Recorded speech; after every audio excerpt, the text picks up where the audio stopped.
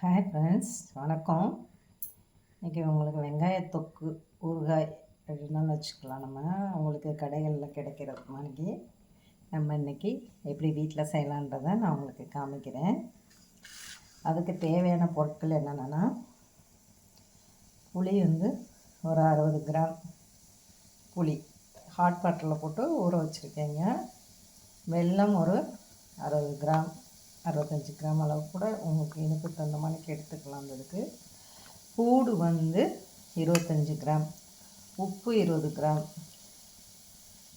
கடுகு இது ஒரு 3.5 கிராம்,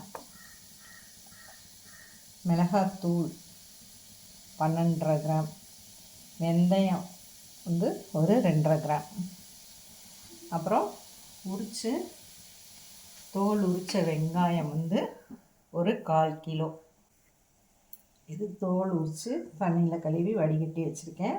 இதை ஒரு மிக்சியில் ஒரு சுற்றி எடுத்துக்கலாம். ரொம்ப அரைக்க வேண்டாம், கொஞ்சம் அரையும் குறையுமா அரைச்சிக்கலாம், இல்லைன்னா இடிச்சுக்கலாம்.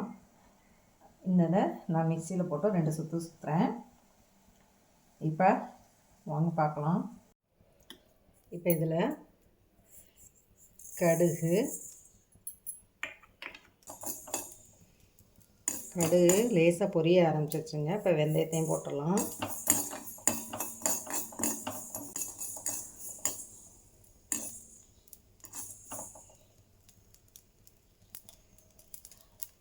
கடுகு பொரிஞ்சிருச்சுங்க, வெந்தயம் சவக்க ஆரம்பிச்சிருச்சு. இது அந்த ஹீட்லேயே நம்ம வச்சிடலாம். இப்போ ஆயிலை சூடு பண்ணிக்கலாம். இதில் ஒரு 75 ml ஆயில் விட்டுருக்கேங்க. ஆயில் சூடானோன்னேங்க பாருங்கள், இப்படி திரிச்சு வச்சுக்கிட்டேன். நீங்கள் பெரிய வெங்காயம் கூட போட்டுக்கலாங்க. சின்ன வெங்காயமும் பூடையும் சேர்த்து ஒரு சுற்றி எடுத்துட்டேன். இப்போ ஆயில் சூடானோடனே குறைஞ்ச தீயில் வச்சு வேக விடுங்க. அந்த ஈரப்பதம் எல்லாம் நல்லா வத்தணும். இதை அரைச்சிருக்கேன்னு இப்படி அரைச்சிக்கோங்க. இல்லை நறுக்கி பொடுசாக நறுக்கி போட்டு நீங்கள் வதக்கினாலும் வதக்கிக்கலாம். பாருங்கள், இது இப்போ நல்லா கலர் சேஞ்ச் ஆயிடுச்சு. புளியை நல்லா இப்படி அரைச்சி வடிகட்டி எடுத்து வச்சுக்கோங்க. புளியை ஊற்றிடலாம்.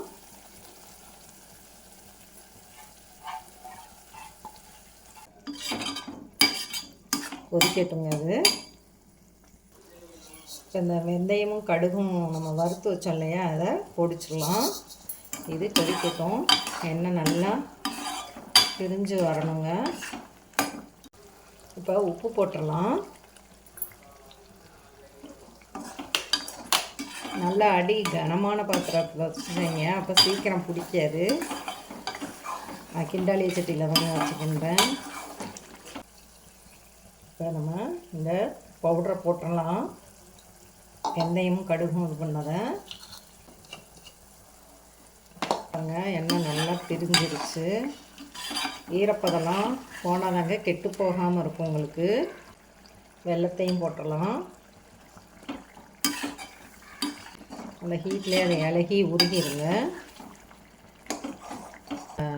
இந்த மிளகா வத்தல் தூள் போடலைன்னா, இப்போ போட்டிங்கன்னா அந்த ஹீட்டுக்கு அது கருப்பாயிரும்.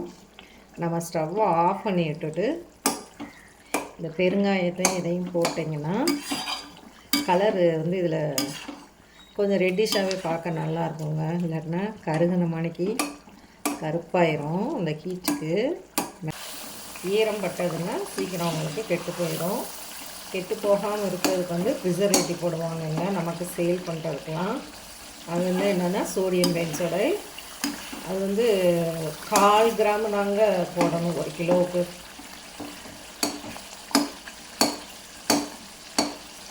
இது நம்ம கம்மியாக செய்கிறனால 10 நாளுக்குள்ளே காலியாயிடும், ஒரு வாரத்தில் காலியாயிருங்க. ஃப்ரிட்ஜில் வச்சுக்கிட்டிங்கன்னா நீங்கள் இட்லி, தோசை, சாதம் இதுக்கெல்லாம் நமக்கு சாப்பிட்றதுக்கு இதாக இருக்கும். எண்ணெய் கலரே சேஞ்ச் ஆகிடுச்சு. புளி விட்டோம், வெங்காயமும் கலர் சேஞ்ச் ஆகிடுச்சு. 1-2 முழுசாக இருக்குதுங்க. பெருங்காயம் ஒரு 2.5 கிராமும் மிளகாத்தூளும் ஒரு 12 to 13 கிராம் இதுக்கு எடுத்துருக்கேங்க. மொத்தம் 1 கிலோக்குனா நீங்கள் காரத்துக்கு தகுந்த மாதிரிக்கு போட்டுக்கோங்க. நீங்கள் எவ்வளோ காரம் சாப்பிட்றீங்களோ அதுக்கு தகுந்த மாதிரிக்கு. 1 கிலோவுக்கு வந்து 50 கிராம்லேருந்து 80 கிராம் வரைக்கும் போடலாங்க. நான் 50 கிராம் தான் போட்டிருக்கேன். இப்போ நான் ஸ்டவ்வை ஆஃப் பண்ணிடுறேன். இந்த ஹீட்லேயே அந்த மிளகாய் வாசனை இதெல்லாம் போயிடுங்க. பெருங்காயம் நல்லா ஸ்மெல்லாக இருக்கும். பாருங்கள், இவ்வளோதாங்க. ஃப்ரிட்ஜுக்குள்ளே வச்சுக்கிட்டிங்கன்னா 1 மாதத்து வரைக்கும் நம்ம வச்சு யூஸ் பண்ணலாங்க. ஒன்றும் ஆகாது. ஏன்னா நல்லா எண்ணெய் விட்டுருக்கோம். சரியான அளவில் சொல்லியிருக்கேங்க. 1/4 கிலோ வெங்காயம் தாங்க எடுத்துருக்கு. அதுக்கு இவ்வளவு. நீங்கள் ப்ரிசர்வேட்டிவ் போடணும் அப்படின்னிங்கன்னா 1/4 கிராம் தான் 1 கிலோவுக்கு. அப்போ இதுக்கு போடணும் நமக்கு அவசியமே கிடையாதுங்க. நல்லா ஆறவும் பாட்டில் ஸ்டோர் பண்ணி வச்சுக்கலாம். வெங்காய ஊறுகாய் ரெடி. நீங்கள் இட்லி, தோசை எல்லாத்துக்கும் வச்சு சாப்பிட்லாங்க. நல்லா டேஸ்ட்டாக இருக்கும்.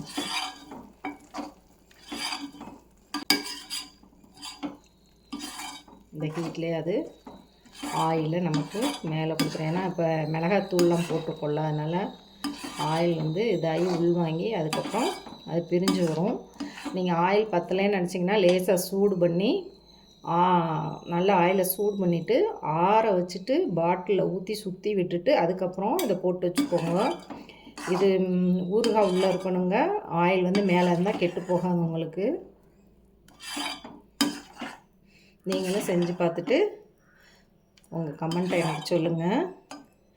என் சேனலுக்கு நீங்கள் சப்ஸ்கிரைப் பண்ணிடுங்க. லைக் பண்ணுங்கள், ஷேர் பண்ணுங்கள், கமெண்ட் பண்ணுங்கள். நிறைய முன்னாடி உள்ள இதிலெல்லாம் போட்டிருக்கேங்க. நெல்லிக்காய் ஊறுகாயெலாம் போட்டிருக்கேன். பாருங்கள், நல்லா டேஸ்ட்டாக இருக்குங்க.